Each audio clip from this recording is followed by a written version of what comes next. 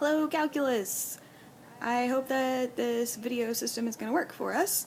What I would love to see you do as you watch this video is that you take notes, pause when you need to, rewind if you need to, and if you have any questions, make sure you write them down as you go along so that we can talk about them when we get back to class. And thank you!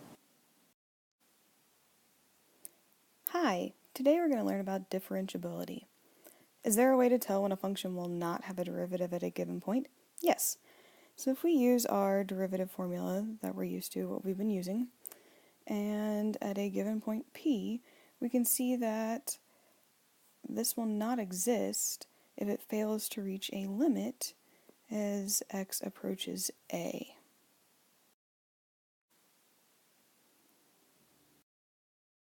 Let's look at 4 different situations on a graph that have points where the function is not differentiable.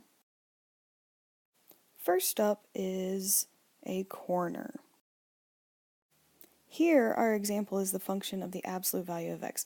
You can easily see on this graph that there is a corner here at x equals 0.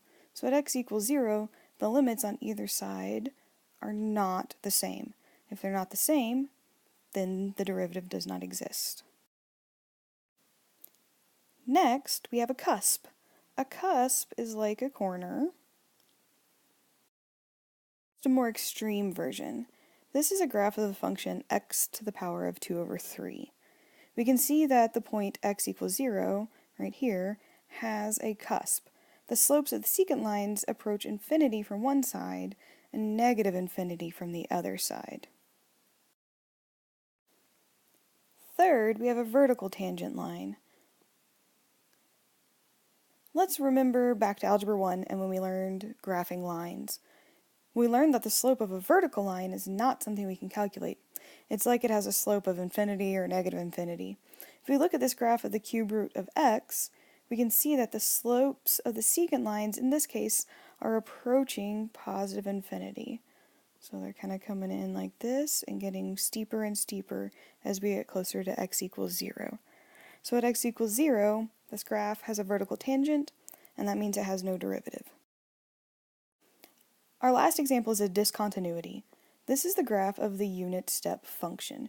You can see that at x equals 0, there are 2 different values. When we calculate the limit here, the limit coming from the left and from the right have different values. Discontinuities cause that to happen. One or both of the one-sided derivatives do not exist. In this graph, the left-hand derivative fails to exist. A good way to think about differentiable functions is that they are locally linear. Being locally linear means that as you zoom in to a point, the line resembles its own tangent line. Or another way to say that is it straightens out as you zoom in. So we can easily see that happening here with the graph of x times cosine of 3x as we zoom in further and further. So we can start looking at graph A. This is just a general idea of what the function does. Then we zoom in a little bit further to get graph B, and we keep zooming in further to graph C. We can even just do that on our own and zoom in, and you see it just straightens out, and then pretty much all you have left is a line.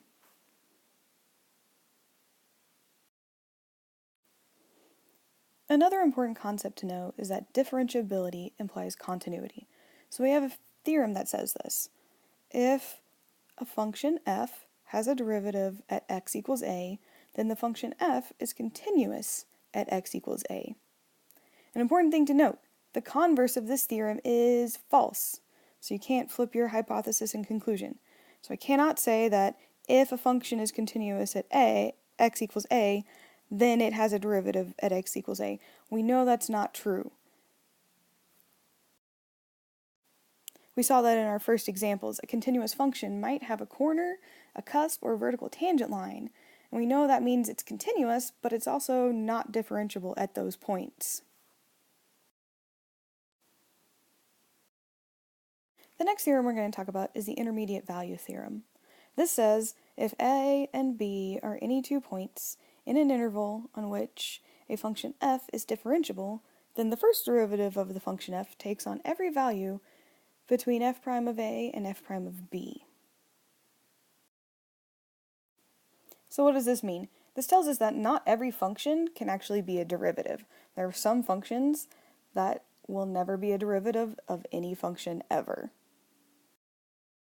So let's look back at this function. This is called the unit step function.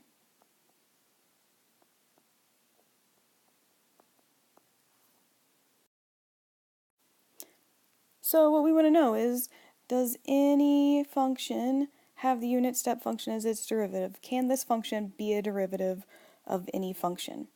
So to figure that out, we would use what we've learned in the intermediate value theorem. So we'll pick some values for a and b. So let's pick some values of a and b so that a is some number that's less than 0, and b is some number that's greater than 0. So if we pick any number that's less than 0, our u of a is going to be -1. If we pick a number that's greater than 0, our u of b is going to be +1. But going back to the intermediate value theorem, does u take on any value between -1 and 1? No, it doesn't. So that tells us the unit step function cannot be a derivative of any function. No, it cannot be. Okay, last thing to talk about today, calculating the numerical derivative. For small values of h, the difference quotient, this formula here that we've been working with, is often a good numerical approximation of the first derivative. However, if we use another formula, this formula here is called the symmetric difference quotient. We can use the same value of h and usually, keyword, usually, get a better approximation of the first derivative. So this approximation, which is very easy for calculators, is close enough to be used as a substitute for the derivative at a point in most applications, but not all. So in order to remember that the numerical derivative is not the same thing as the actual derivative, we give it a different designation. We're going to denote numerical derivative as NDER. So if you see NDER, and then the function will be the first part, and then the number that you're evaluating it for will be the second part. If you see NDER, remember that means numerical derivative. We're not talking about the actual derivative. So it's very important to remember that the numerical derivative and the derivative are not the same thing, even if they're usually the same value. So we can use this formula here and calculate a value that is very, very, very close to the actual value of the derivative. So close that most of the time it doesn't matter. In fact, the symmetric difference quotient can be fooled into calculating a derivative for a point where we know the derivative does not exist. So if we look at the function of the absolute value of x, and the point x is 0, we know that derivative doesn't exist. However, if you plug in 0 for your numerical derivative and calculate that, you're going to get a derivative, and it will tell you it equals 0. But we know it doesn't work. So we have to be careful, because the symmetric difference quotient can definitely be fooled into calculating a derivative for a point where we know the derivative does not exist.